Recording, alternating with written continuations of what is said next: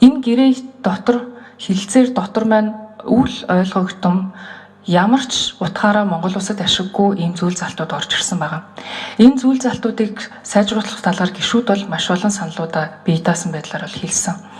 Хэдхэн сарын өмнө бид нар Дулааны 3 дугаар цахилгаан станцын маш өндөр дүнтэй тэзүү боловсруулах ийм хилцээрийн тухай яриад суусан.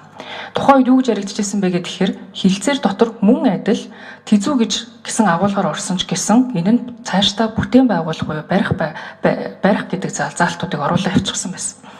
Улсын хурлын гишүүд энийг солио бид нар ингэ өөрчлөх ёстой гэж хэлсэн ч гэсэн байнгын ороодууд дээр дэмжигдсэн гэдэг зүйл заалтаараа зөвшөлдсөөр явсан гэж засгийн газраар ямар ч зүйл заалт нь өөрчлөгдөхгүйгээр батлагдаад явчихсан юм аа.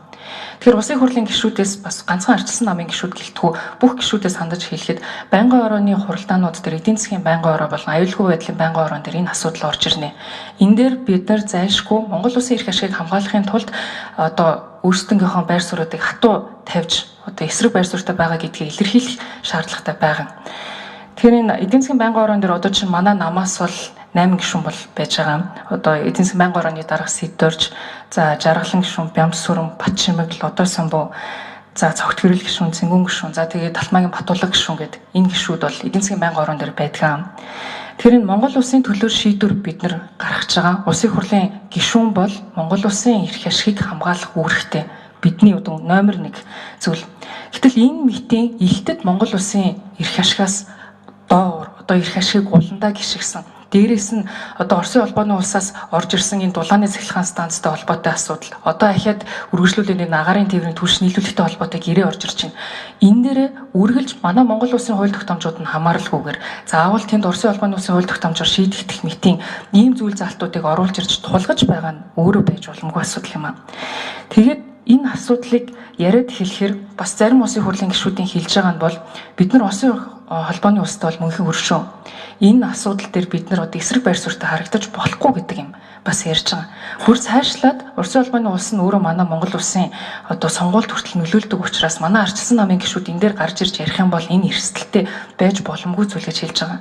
Гэтэл 35 жилийн өмнө 1990 онд арчилсан намын залуучууд, арчилсан холбоодууд энэ зөвлөлт холбоот улсаас тусгаар байхын тулд хараат бус бие даасан эрх чөлөөт Монгол улс байхын тулд тэмцэж ирсэн.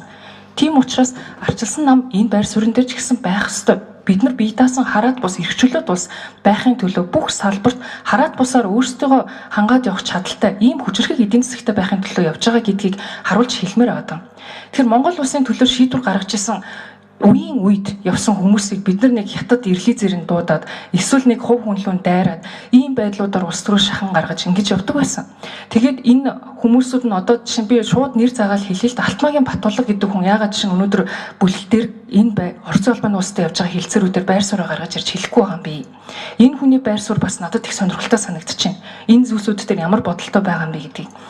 Ер нь энэ асуудлыг бид нар зайлшгүй гаргаж ирэх ёстой. Сая хүн нам бас нэг төгрөг нуурын ордтой холбоотойгоор бас Алтмаагийн Батулгатай холбоотой асуудлыг гаргаж ирж ярьж байна. Факт нотлохотой зүйлсүүдийг гаргаж ирлээ. Гэтэл манай арчилсан намын гишүүд маань бүгд чимээгүй энийг хараагүй юм шиг царайлаад байгаад байна. Гэтэл бид нар ч өөрсдөө Оросын холбооны улсын ийм олон дарамт шахалтууд манайх руу орж ирж байгаа энэ цаг мөчид арчилсан намынхан энэ асуудлаа дотроо ч хилцэх ёстой гадагшаагач гэсэн гаргаж ирээд зарчмын байр суурь дээр тодорхой байх ёстой гэдгийг би бол бодож байгаа. Яагаад вэ гэхээр миний харж байгаагаар геополитикийн нөхцөл байдал хүндэрсэн. Энэ цаг мөчид Монгол улсын төлөө бие даасан байдлыг хамгаалж зогсох хүчин бол арчилсан нам юм аа. Тэхийн төлөө 440 мянган хүмүүс иргэд маань манай намыг сонгосон. Тэр утгаараа бид нар арчилсан намынхаа үзэл баримтлалыг хамгаалахын тулд энэ дээр ч гэсэн зарчмын саналуудаа гаргаад явах ёстой. Энэ асуудлууд дээр манай намын гишүүд ч гэсэн бас оролцоотой дуурайд үзэл санаагаа хэлээд явах ёстой гэж бас бодож байна.